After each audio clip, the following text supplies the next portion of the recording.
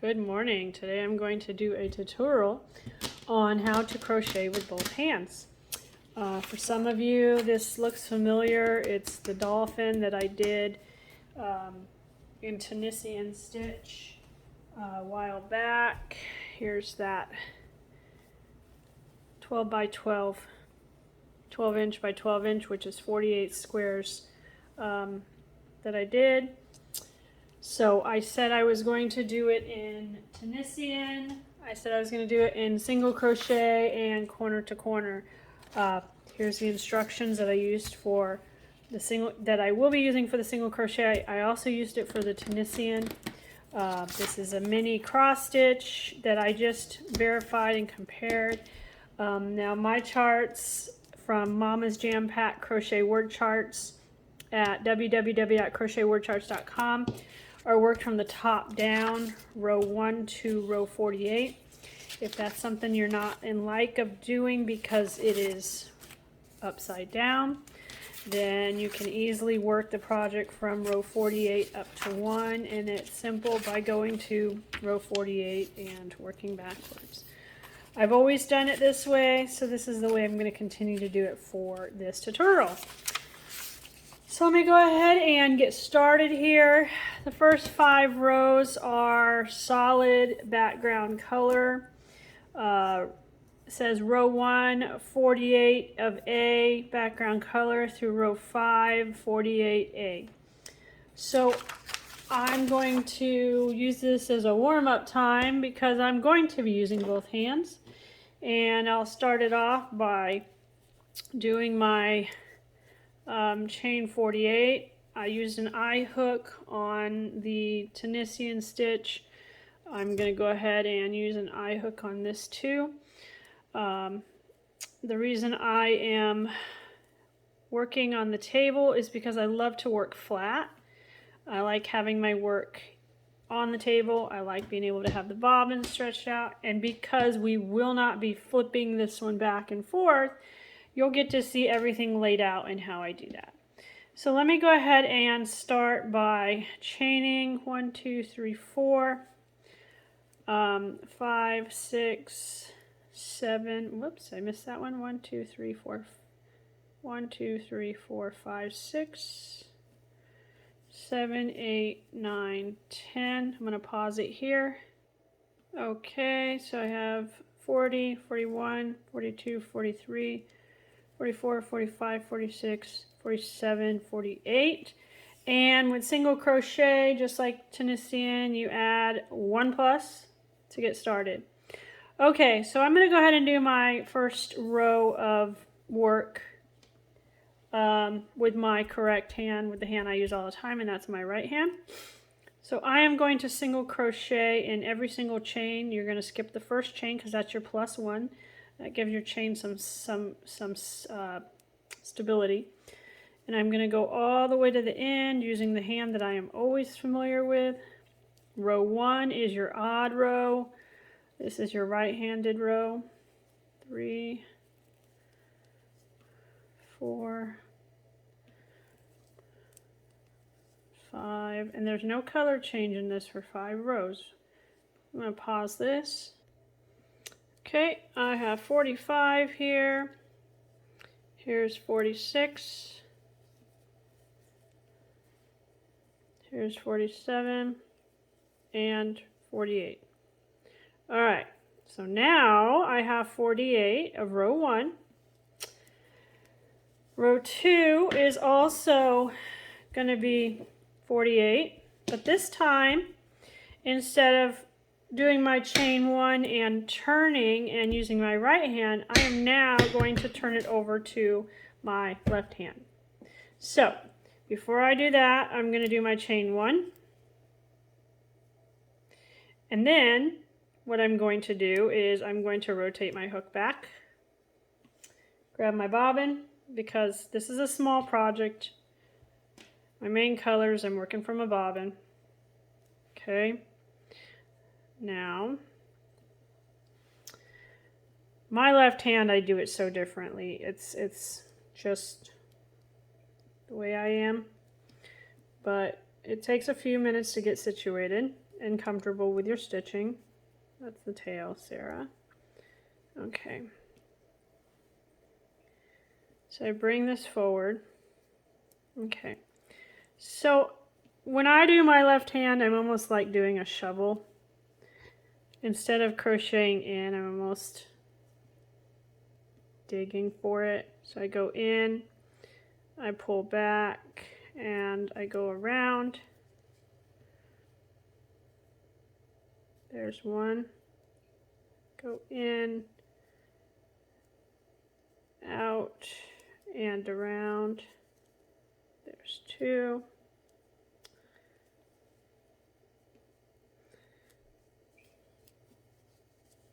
There's three.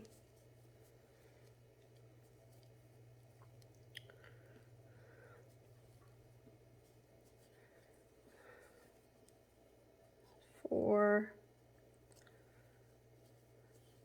Now, as I said previously in another video, if I had more space and more rows on this piece, then I would be working flat. But at the moment, I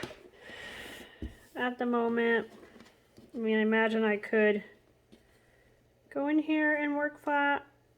That's how it would work.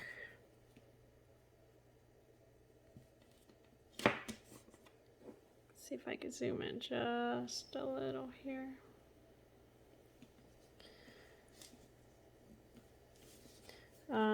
This is only going to be a 48 by 48 piece, so it's not going to be super long like my 200 wide gator blanket, which I'm only down to 3 bobbins now, so I was able to roll that one up and put it away for the space. So far, there we go. Still working here.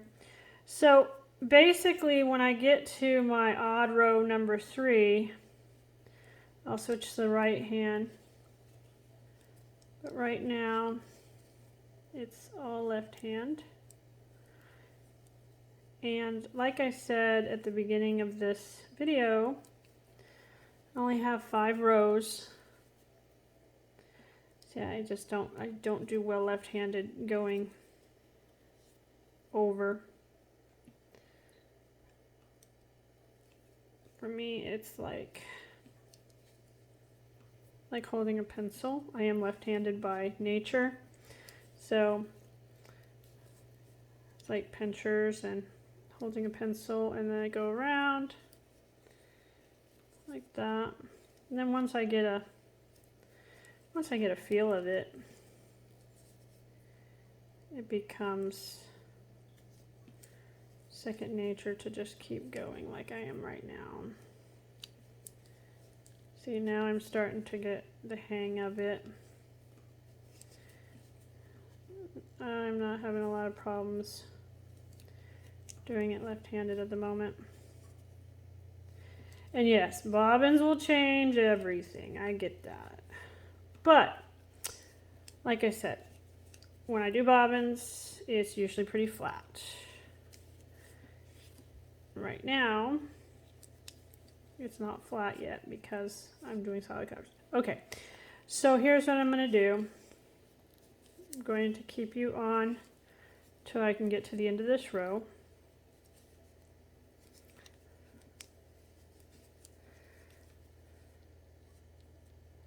Maybe. But I'm going to go ahead and do the 5 rows in my single crochet color, or my solid color. And that way, I mean, as you can, I'm on a squirrel moment, guys. I'm like talking about one thing and going on another. Okay, I'm on row 2, left hand at the moment. I'm going to go ahead and finish this row in left hand. And then I'm going to switch to my right hand and I'm going to do row 3. I will switch to my left hand and I will do row 4. and then I will come back and do row 5. Now, my first color change, whoops, sorry, getting out of camera here. My very first color change is on row 6. That means that my first color change is actually going to be done with my left hand. So that is a challenge of its own, but I've done it before. I crocheted a Hulk blanket for my son when he was 5. He's now 14, and I did that one both hands. However, I did carry when I shouldn't have. But that was 9 years ago. I was learning the process, and that was a good experiment blanket. But I did do it left-handed and right-handed because I was limited on space and I didn't want to move it. So I left it on an ironing board. The ironing board rolled down and went under my bed when I needed it out of the way. And I was able to move it around, do what I needed to do. Okay, so I am going to go ahead. I'm almost to the end of this row.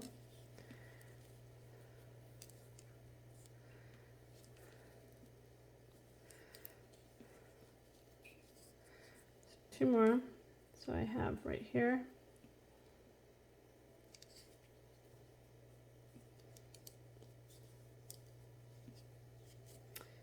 And that last stitch. This is why doing a single crochet at the very end is very important, because that stitch right there would not show up otherwise. Okay. Okay. All right, so there I go. If I lay it flat, let's zoom out some here. There we go. Don't mind this. It's what my camera is being held on at the moment. All right. Okay. So there I have all 48. I did a right hand. I did a left hand. Oh, got to do my chain 1 in left hand because that's the row. All right. So now I'm going to switch to the back. And this is the row that's a lot easier to do because I am right-handed. So let's just go ahead and do that row.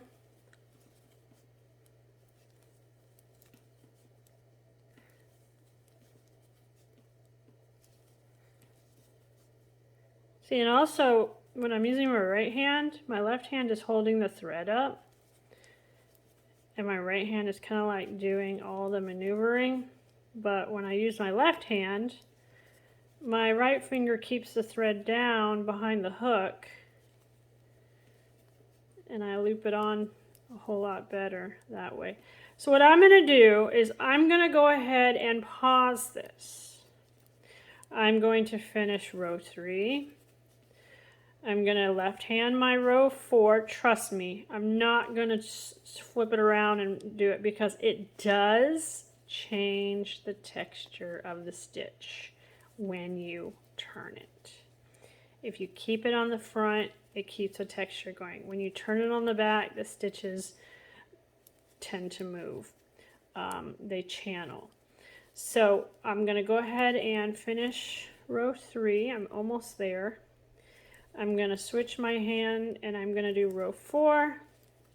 I'm going to come back and do row 5. And when I come back at the end of row 5, it'll be ready to set up for row 6. Row 6 is left-handed, and like I said before, it is going to be my first color change. So with that being said, I'm going to do a pause on this video. Hopefully the video does not time out on me and it stays in pause. And by doing that, I'll be able to just continue on with where I was. So let me go ahead and do a pause right now. and I'll be back. All right, popping on one more time here.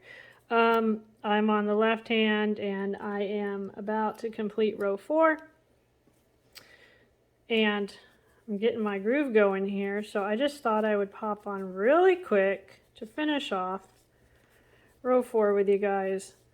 I mean, once you get a groove going, once you master being able to do this, your first couple rows are like practice rows, and then it just kind of, your groove just hits. It's pretty easy to get going. Whoops, didn't pick up both loops. Try that again.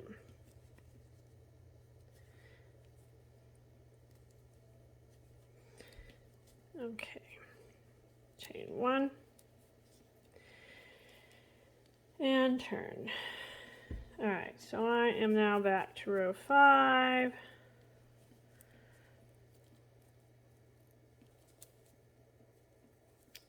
And this is my final row before I start my color change. So I have 1, 2, 3, 4. As long as I'm maintaining 48, I'm good.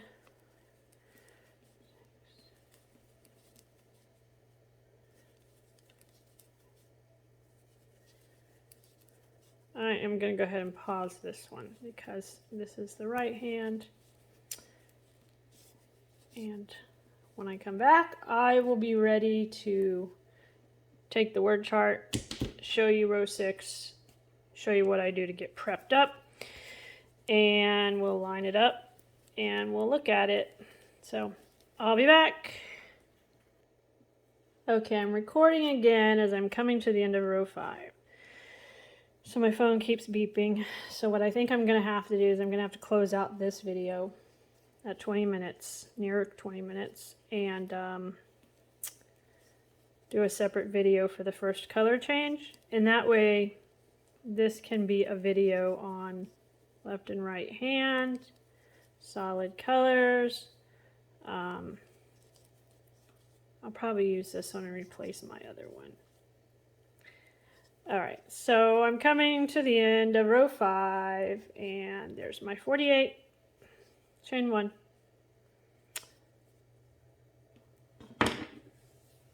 There we go. You can see how nice and pretty. I mean, the texture, even the texture of it, every single row is exactly the same. There's no channels. There's no in and out little grooves. You know you've created a new row by the dot right there. And if I turn it over to let you see the back, everything is puffy. All these puff up. This is how it looks like every other row when you're doing your when you switch back and forth. So this is the back and this is the front. So I think I'm going to be able to do it on the table because I am starting to get some weight there.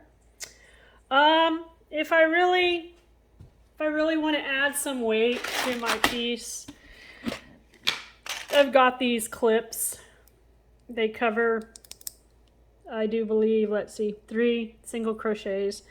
I can put these on here to help. And usually what I do is I put them at every 10. So 1, 2, 3, 4, 5, 6, 7, 8, 9, 10. That would be the start of 11. So let's put it at the end of 10.